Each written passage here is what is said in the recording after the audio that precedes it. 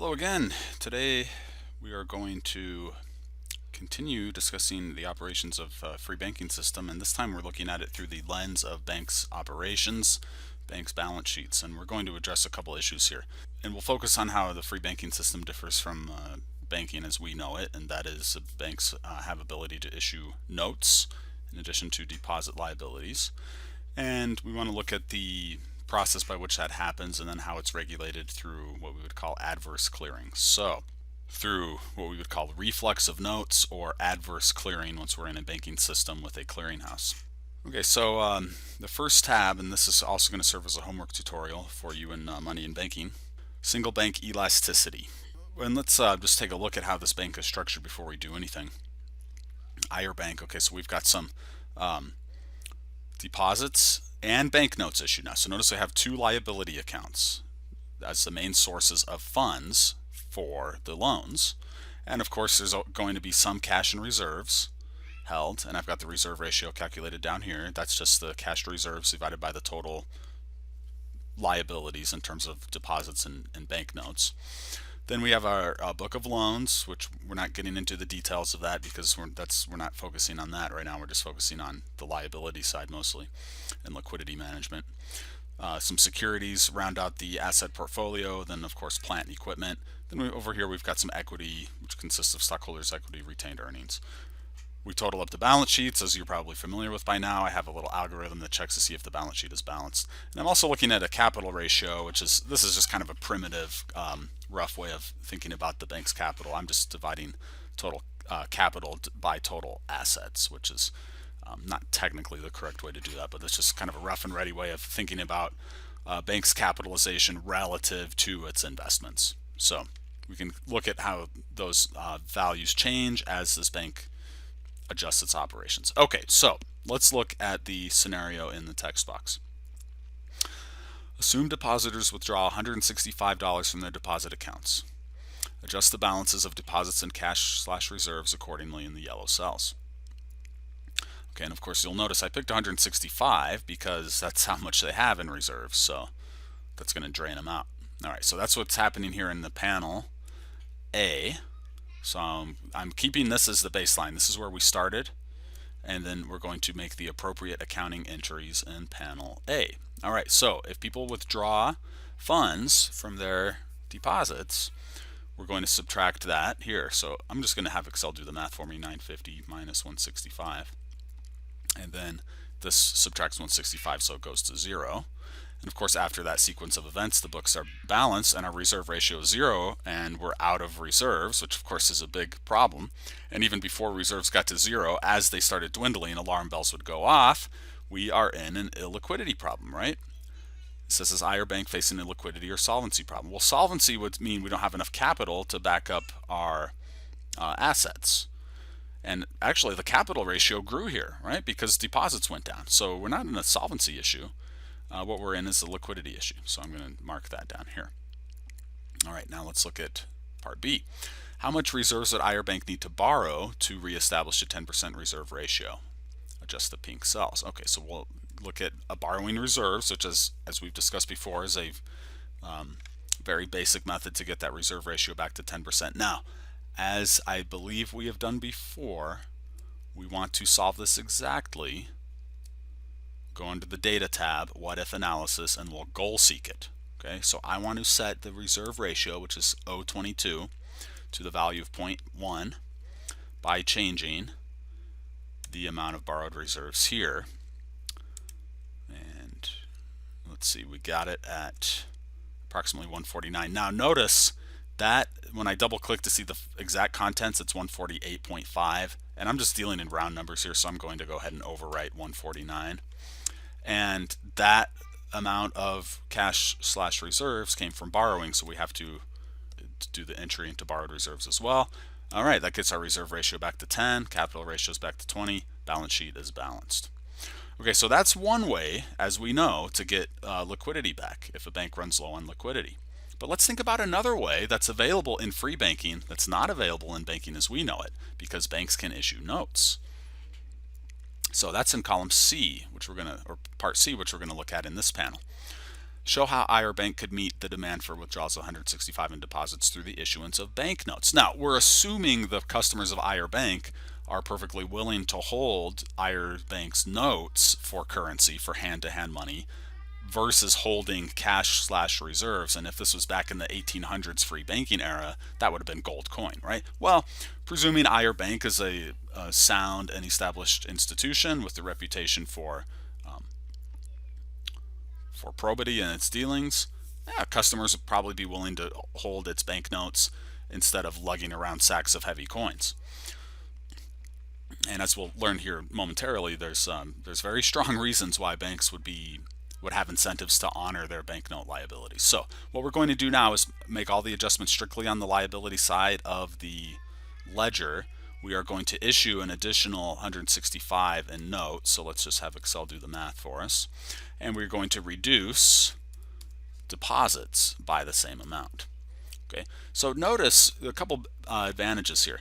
IR Bank was able to maintain its cash and reserves, which is probably gold coin in the vault, and it was able to just transform its liabilities from deposit liabilities to banknote liabilities. Now, presuming IR's customers want to either hold those banknotes or spend them, and then the recipients of those notes want to continue to hold or spend them, those notes could circulate in the economy on their own for some time, and they would never have to come back to IR and put any strain on its reserves. If people didn't want to hold those notes, if people wanted to deposit them, they could bring them back to IR for payment, deposit them in IR, or they could deposit them in their own banks, and then their own banks would ultimately present them to IR for payment.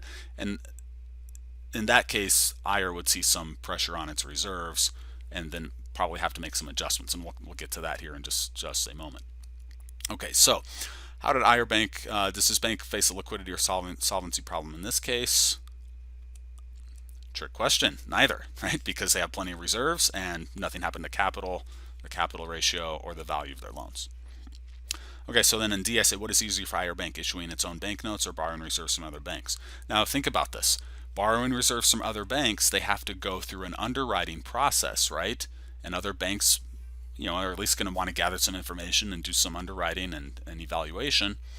In the case of issuing its own banknotes, we can just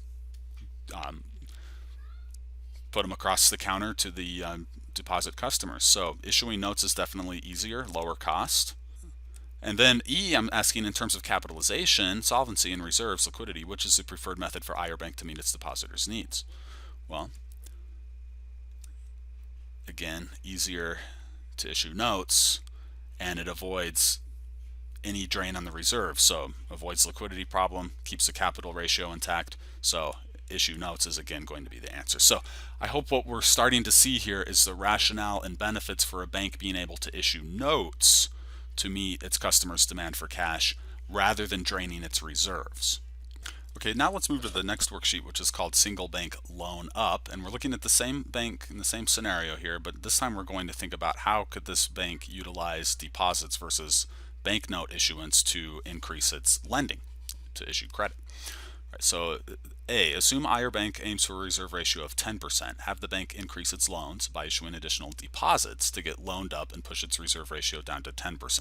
So we'll keep the first panel here is the baseline, and then panel A will be where we make adjustments to deposits in order to get to fund the increase in loans and push the reserve ratio down to 10%. So once again, we want to do some what if analysis, goal seek.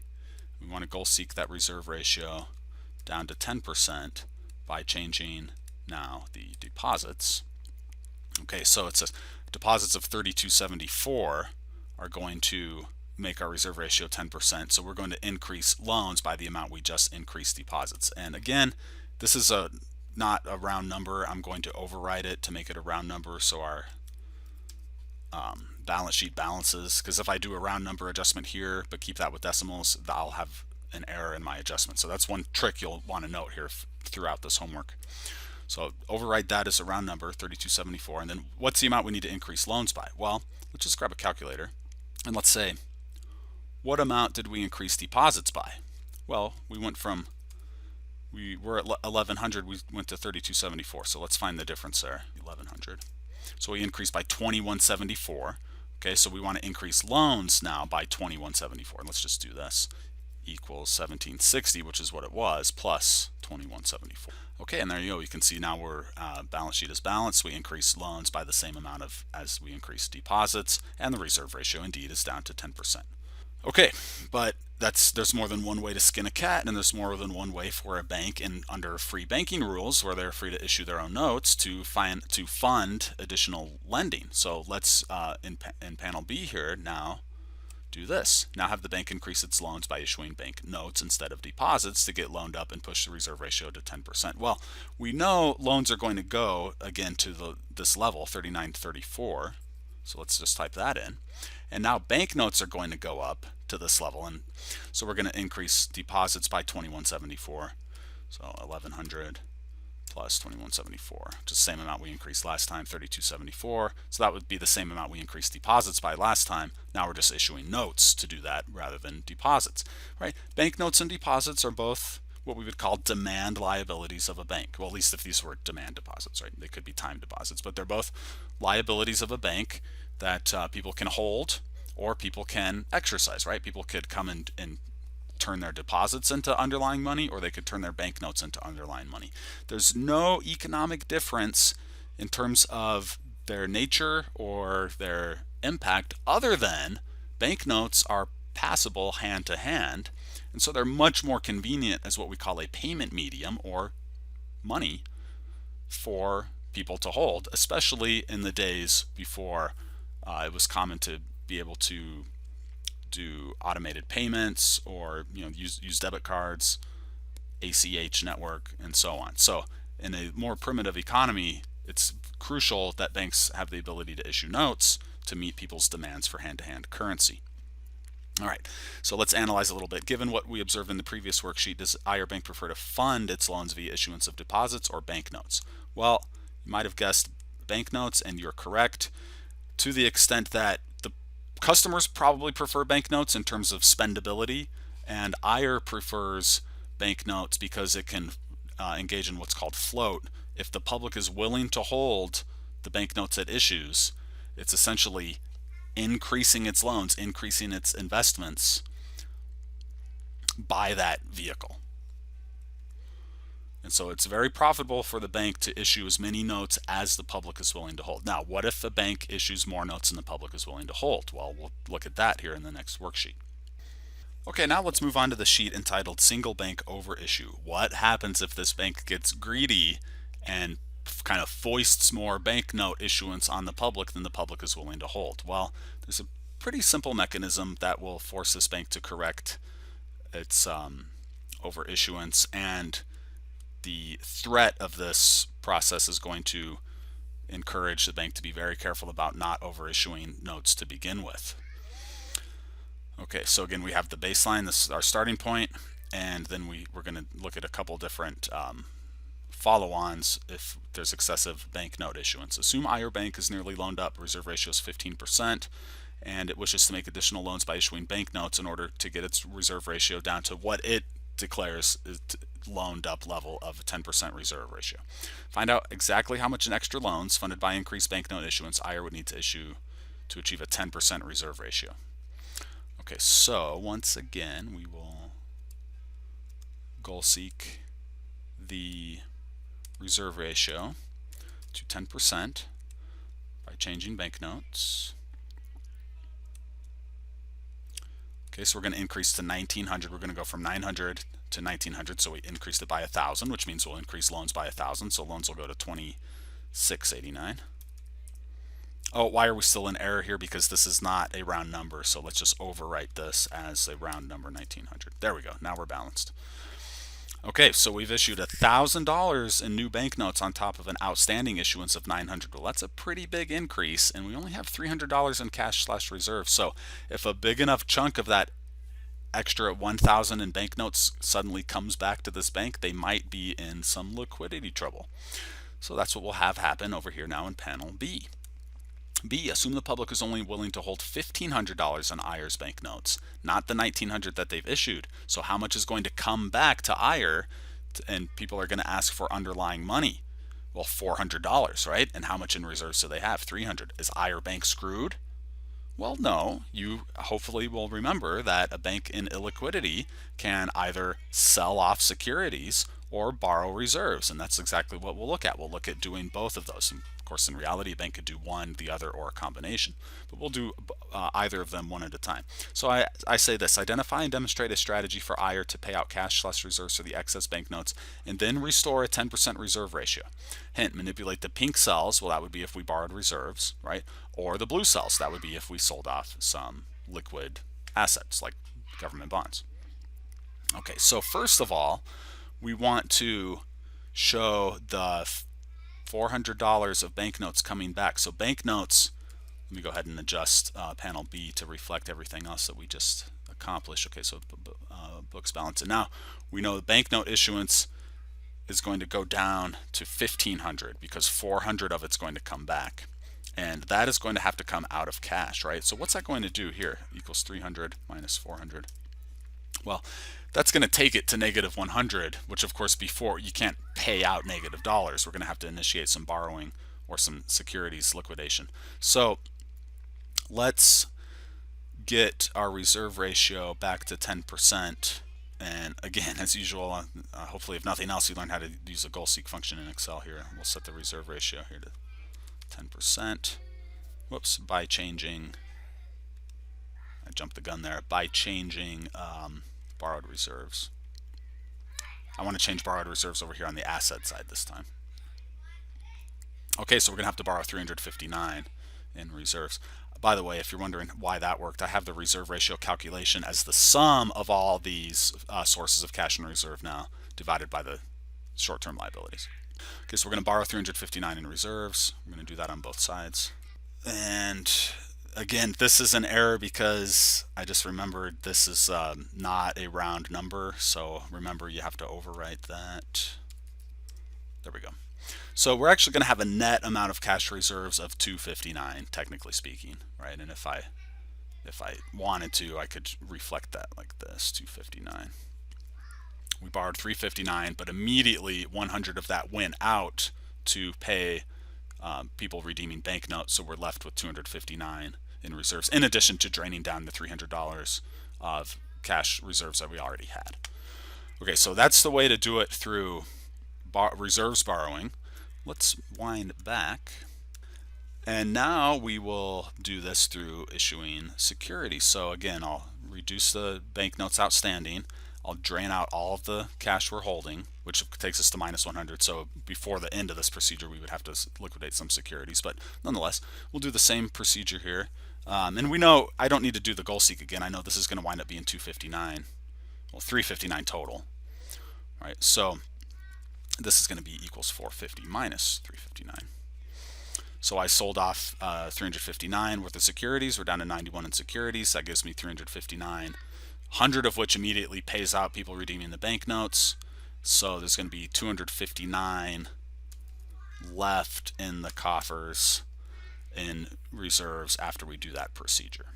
Okay, so either way, the bank can reestablish liquidity in case it issues too many in banknotes. Now, what's the lesson here, though, I want us to learn? Well, what's part C? It says, given the steps required in part B above to cope with the reflux of banknotes. And that's what it's called, technically speaking. If a bank issues too many notes, some of them come back, they flow back, reflux to the bank, and the public is demanding those be paid out in underlying money.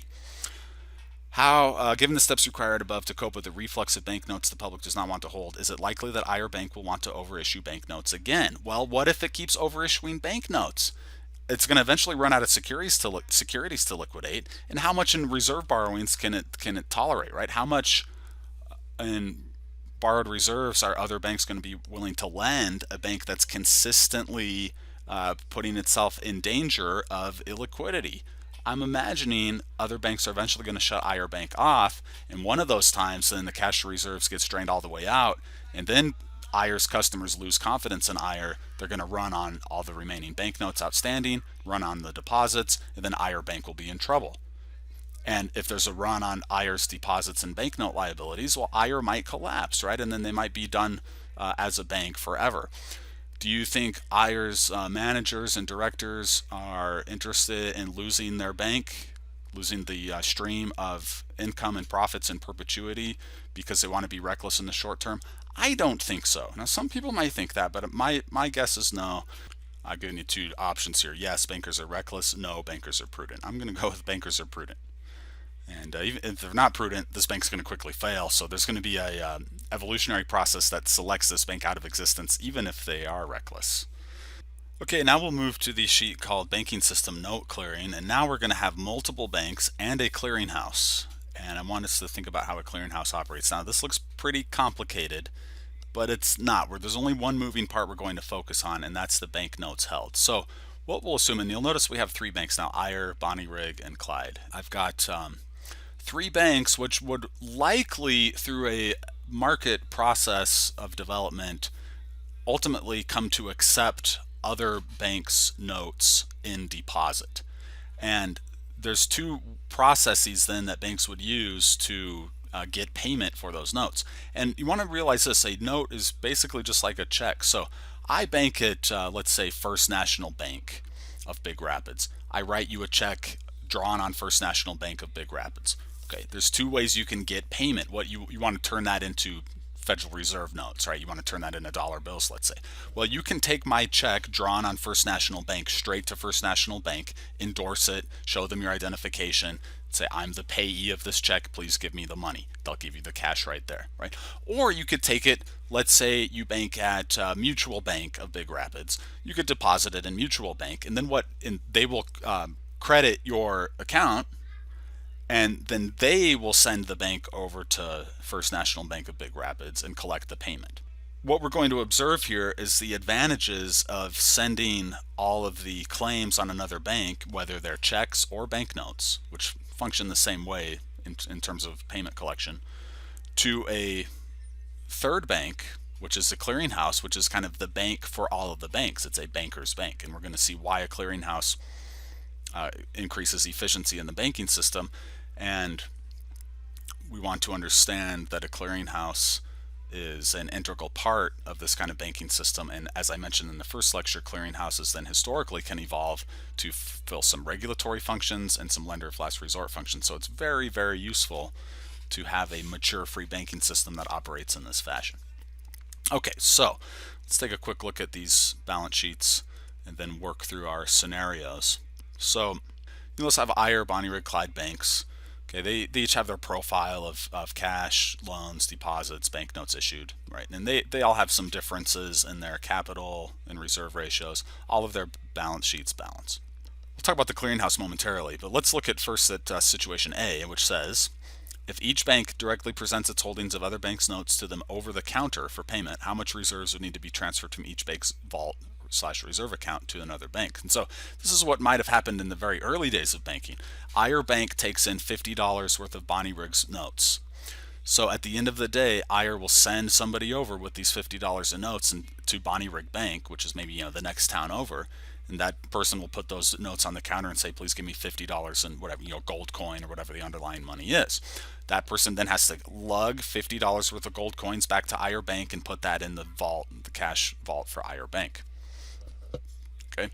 Well, Bonnie Rig Bank, meanwhile, has $125 of Eyre Bank's notes. They're going to send someone over to Eyre Bank with those $125, say, please give us underlying money, and that person runs back to Bonnie Rig Bank. Okay. Eyre Bank has to do the same thing with Clyde. Bonnie Rig has to do the same thing with Clyde, and vice versa. So there's going to be a lot of transactions and a lot of money leaving and entering vaults, a lot of gold coins being transported. There's security risk, there's cost, and this is ultimately not the ideal way to do this. But let's just work through how this would operate. So the way I want to think about this is, how much of each bank's note is it going to see presented for payment? Well, Eyre Bank has its notes held by Bonnie Rig and Clyde, and it's going to look like this: 125 held by Clyde plus 160 held by 125 held by Bonnie Rig plus 160 held by Clyde. Eyre, at the end of the day, is going to face a demand for $285 in reserves to be paid out of its vaults and then deposited in Bonnie Rig's and Clyde's vaults. Of course, it can meet this. It has $725. But we'll soon realize this maybe isn't the best way to operate. Bonnie Rig is going to see the demand for $50 in its notes held by Ire Bank to be paid, plus $90 in its notes held by Clyde Bank to be paid, for a total of $140. Clyde Bank is going to see demands for $25 of its notes held by Ire Bank, plus 75 of its notes held by Bonnyrigg Bank, for a total of 100. And then the grand total of all the notes presented, and then money, we'll assume this is a gold standard, so gold coin that has to be withdrawn, lugged around, and then placed into the vaults, is going to be $525. A pretty significant amount of money that has to change hands, and there's some transactions costs associated with this. Okay, so what does the clearinghouse do? Well, it does what we call net clearing, and this is a pretty slick system, and it's kind of difficult to explain, so I just want to show you how this works. So that's what's going to happen in B, and that's what we're going to see happen down here in this big old mess of T accounts. Each bank deposits all, quote, foreign banknotes, and we mean by that just issued by another bank. Each bank deposits foreign banknotes into the clearinghouse bank, which then undertakes clearing operations, indicate the liabilities that are internally cleared for each bank, and how much in cash reserves must be transferred externally out of banks' vaults. Okay, what does all that mean? I'll explain momentarily. Let's first look at the balance sheet of the clearinghouse bank and understand what it does. So you'll notice only the clearinghouse bank holds cash reserves, and it gets those cash reserves from assessing some probably fraction of each member bank's liabilities, or maybe capital. There's a couple different formulas that could be used. Just for simplicity, I'm having the clearinghouse bank assess 10% of each bank's total deposit liabilities. Okay, so to be in good standing with the clearinghouse, Ire has to put in 10% of its $22.50 in deposit liabilities, which is $225. And these are now deposits that these banks have at the clearinghouse bank, and that's the source of the cash or reserves for the clearinghouse bank. Bonnyrigg has to put in 10% of its $27.50 in deposits, which is $275. Clyde Bank has to hold deposits at the clearinghouse of 10% of its $32.50 in deposits, so that's $325. Notice there's not much else going on in the clearinghouse bank's balance sheet. It can and will hold banknotes from each bank in the process of clearing. We'll walk through that momentarily. It could potentially issue its own banknotes if needed. It can make reserve loans, of course. It's not going to have if it's strictly a clearinghouse, it's not going to have a book of other commercial or consumer loans here. If it's a commercial bank that's also doing clearinghouse operations on the side, then it would have a kind of a mixed portfolio. But we'll assume this is a pure clearinghouse bank for our purposes. Might hold some of its assets in the form of securities. Of course, it's got some plant, it's got some equity. Equity's also probably assessed from member banks, although it could be just a clearinghouse bank that was set up kind of on its own to do this function. So there's a lot of ways that could operate. It could be mutual, it could be private, no matter. Okay, that's what the clearinghouse bank's balance sheet looks like initially. Okay, so let's go down here to panel B and say, what is each bank, what's going on now with each bank? Well, rather than send runners with these banknotes over to the issuing banks, we're going to put them all into the clearinghouse. We're going to deposit them. So Ire Bank will just send somebody over to the clearinghouse with these banknotes, and they will increase their clearinghouse deposits by 75. And of course, that'll reduce their banknotes held down to zero because they deposit them into the clearinghouse, right? Likewise, Bonnyrigg, they will send somebody over at the end of the day to the clearinghouse, and they will deposit 125 plus 75. That's going to total to 200. And that zeroes out their banknotes because they're handing them over to the clearinghouse. Likewise, Clyde sends somebody over to the clearinghouse. They're holding 160 in Ire's notes, 90 in Bonnyrigg's notes. That's a total of 150. So they will increase their deposits at the clearinghouse to 150 and then reduce their holdings of those individual banks' notes down to zero. 160 plus 90 is 250. I'm glad I made that flash red when I'm not in balance. It lets me and you catch our errors easier. Okay, so that's 250 in clearinghouse deposits. Okay, so now these banks have all just put the banknotes into the clearinghouse. Now what happens? Well, the clearinghouse can do net clearing internally of these banks' liabilities to each other. So let's reflect what happens right off the bat when these banks put their notes held into their deposit accounts at the clearinghouse. Ayer Bank deposited 75, so its deposit account is going to grow from 225 to 300, and their notes held in their account, and I don't remember how much of which, so we'll go back to the initial panel here, $50 worth of Bonnie Rig and 25 worth of Clyde. Okay, so there's what happens after Ayer's transaction. Bonnie Rig deposited 200, so their deposit account at the Clearinghouse Bank is going to grow by 200, so it's going to go from 275 to 475. And the notes they deposited were 125 of Ayer and 75 of Clyde. Okay, and then finally Clyde deposited 250. It started at 325. What would that take it to? 575. If in doubt, feel free to just run the math in Excel like that. You might as well. And Clyde's note holdings were 160 worth of Ayer's notes and 90 worth of Bonnie Rig. So 160 and 90. 160, 90. Okay, and now our clearinghouse is balanced. And the clearinghouse is holding all the notes. Okay, now imagine what the clearinghouse can do now. The clearinghouse is basically looking at all these accounts and saying, okay, Ayer, Bonnie Rig owes you 50. Bonnie Rig, Ayer owes you 125. Okay, well, what can we do there? We can cancel out part of that, can't we? Right, we can cancel out the 50 that Bonnie Rig owes Ayer against the 125 that Ayer owes Bonnie Rig. And now watch carefully what I'm going to do here. I've kind of color coded these to show what these transactions will look like one at a time. We're going to do net clearing of Ayer against Bonnie Rig. That's going to be in the yellow cells here. Okay, and I just realized I needed to set the clearinghouse's initial situation to match this, and then we'll walk through the transactions that changes this. So again, Bonnie Rig owes Ayer $50 basically, but Ayer owes Bonnie Rig 125. Well, let's clear those out. What we're going to wind up with is Ayer only owing Bonnie Rig 75 after we cancel out the 50 that Bonnie Rig owes Ayer. All right, so notice I've paired those two transactions there.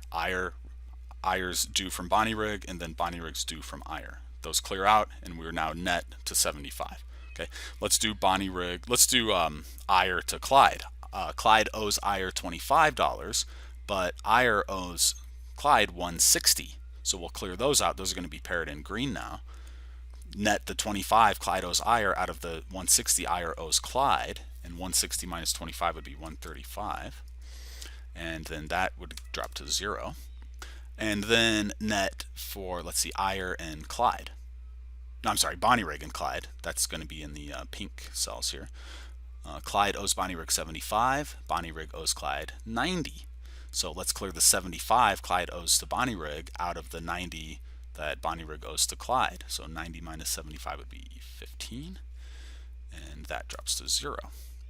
Okay, so the bank can clear out and zero out a lot of these, the clearinghouse bank can zero out a lot of the member banks' note holdings, and then that leaves it with a much smaller amount of notes that actually have to be physically cleared by shipping them to the bank and redeeming them for gold coin or whatever the underlying payment medium is. Now, we don't have a balance here yet because what we have to do is adjust the deposit amounts for each bank. So what we want to note here is that Ayer had 75 total in banknotes held in its deposit account, and that's gone down to 0. So they are going to lose 75, and I'm calculating that here. I'm just saying what's the sum of what they held initially versus the sum of what they're holding after net clearings. So we're going to subtract Ayer's deposit account at the clearinghouse by 75. That's going to drop it to 225. All right, Bonnie Rig, they were holding, what would that be, 200, and now they're only holding 75, so their deposit goes down by 125. 475 minus 125. And then Clyde, they were holding 250 in other banks' notes, and after the net clearings, they're only holding, let's see, that would be 150, so they're going to drop by 100, so they're going to go to 475. Okay, and then now we balance. All right, one more step here, which is to say, okay, what is the clearinghouse going to do with these remaining funds? And let me just populate these here. So the clearinghouse is going to be holding these banknotes on account for the member banks. A total of, let's see, 75 plus 135, that'd be 210 worth of IRE notes, and then 15 worth of Bonnie-Rig notes. So that total would work out to 225. So the clearinghouse bank then can just send all those notes to the member banks for payments. They'll send back reserves. So we're going to increase this by 225. And then we'll zero out every bank's notes, all the note holdings. And that's basically what the clearinghouse is going to do at the end of every day. Now, what's the advantage of that? Well, total banknotes redeemed here was only 225, right? And that gives us the external clearing. The internal clearing, we can look down here, right? And we can say, well, for IRE, $75 worth of notes were cleared for it. For Bonnie-Rig, they started off holding $200 worth of notes, and they wound up with only 75, so that they had internally cleared 125 worth of payment. And then for Clyde, they were holding 250 at the beginning and only 150 at the end, so they had $100 cleared. The total of clearings or payments again is 525, but now notice that only 225 of that had to be done externally by sending people from one bank to another and to carry gold coins around.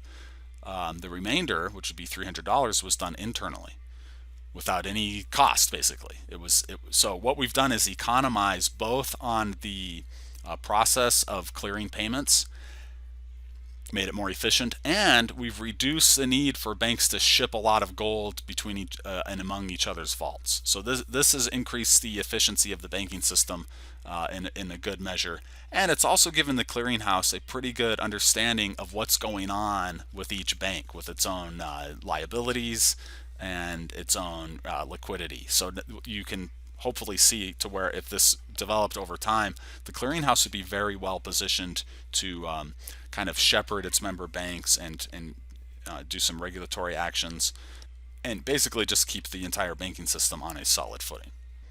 Okay, now let's finally turn to the sheet called Banking System Over-Issue, and we'll just briefly take a look at what's called the adverse clearing principle. What happens when one bank amongst many over-issues notes? Well, those notes come back to it, as we saw with the single bank, but now we want to see that work through the clearinghouse, and we'll see kind of a disciplinary process that could be imposed either passively or actively by the clearinghouse.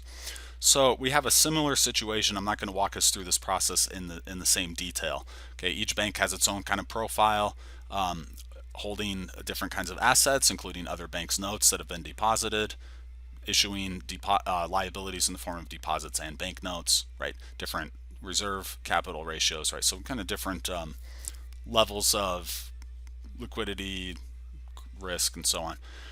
And then we have the clearinghouse bank established on the same grounds as in the previous sheet. And the only difference here is that I've had one bank, I think it's IRE, has done a significant increase in note issuing. So notice now that Bonnie-Rig Bank has had deposited into it now 625 of notes issued by IRE, and Clyde Bank now has 410 of notes issued by IRE. So IRE is going to be our culprit over-issuing bank, as it were. We're going to see how this plays out through the clearinghouse. So let's assume IRE Bank issues more notes than the public are willing to hold. How will this be revealed through the clearinghouse? A, chart the deposit of each bank's holding of foreign banknotes into their clearinghouse bank accounts. Okay, and that's I've kind of worked that here. Notice I've just crossed out the values of notes that we're holding, and I've written down the clearinghouse deposit. Okay, so I'm not adding this into the total assets anymore. We've taken those holdings of other banks' notes over to the clearinghouse and deposit them into the clearinghouse. Same thing for Bonnie-Rig, although that's now a substantially higher amount of clearinghouse deposits than they had in the previous scenario. And same thing with Clyde. And this is because IRE has issued a substantial increased amount of notes. Right? All these banks are all balanced. Everything's working out fine. So now we want to just go straight to the clearinghouse and see what happens over there. Okay, so first thing we're going to do, same thing as that net clearing, internal clearing, right? So IRE has 50 of Bonnie-Rig's notes. Bonnie-Rig has 625. So Ayer can only present $50 of Bonnie Riggs notes to clear out the 625 it owes to Bonnie Rig. So that'll go to what, 575, and then Ayer's holdings of Bonnie Riggs notes will go to 0. Okay, Ayer and Clyde. Ayer's holding 25 of Clyde notes, but Clyde's holding a whopping 410 worth of Ayer. So Ayer can cancel 25 of the 410 it owes to Clyde by presenting its Clyde notes.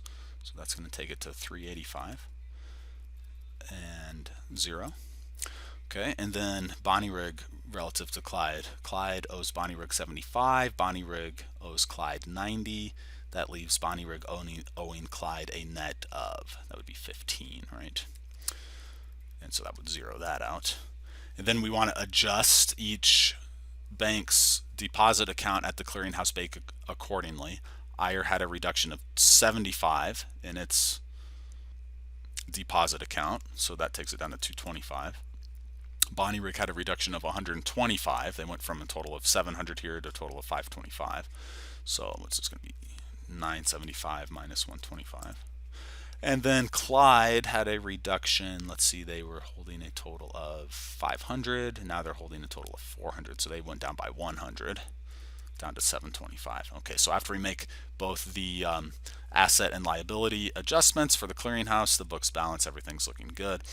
Now the clearinghouse is going to present the remaining banknotes held here, which the vast majority of which are Ayer notes, to those banks for redemption. Okay, so we will increase the assets, the cash assets of the clearinghouse by the sum total of all of this, and we'll zero all the rest of it out. And that's what I'm doing here, is I'm just summing up all the remaining banknotes that can't be internally cleared, have to be sent out. That's 975. So we'll increase the cash reserves of the clearinghouse and reduce all the other banknote holding assets. Books still balance, everything's the same. We've just transformed the assets from banknotes held into reserves. And then 975 is going to be presented.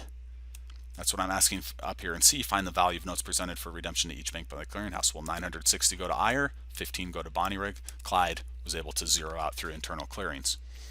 Okay, and then D, what actions might Ayer Bank's adverse clearings, which is hugely against it, that's what adverse means, the clearings go against you. Ayer has to pay out $960 in reserves to the clearinghouse now because it flooded the economy with banknotes that people just didn't want to hold. They deposited them into their own banks, and then those banks presented them via the clearinghouse for payment. So Ayer has some significant adverse clearings. What's going to happen? Let's go over here and look at Ayer's balance sheet. They only have 725 in reserves, and they've been presented with 960 in notes. So they're going to have to go through that familiar procedure of either borrowing reserves or liquidating securities. Well, remember, there's only so much securities they have to liquidate. There's only so much reserves other banks will lend to them. So it's not like they can just continually keep on printing up notes and issuing notes and flooding the economy with notes. There are some limits here, and we've probably found those limits, and I'm suggesting that Ayer is going to be disciplined by this severely adverse clearings and really hold off on excess note issuance going forward. All right, so I've kind of written up a description of what's going to happen here. Ayer will have 960 in its own notes presented for payment by the clearinghouse, 47 more than it has in cash/reserves. No, it's actually 175 more than it has in cash reserves. So that will force either liquidation of securities and or prompt reserve borrowing by Ayer, reducing its liquidity and or capital. Banks must be careful to avoid these adverse consequences of over-issuing notes, and they will be, especially in a competitive system with a well-functioning clearinghouse.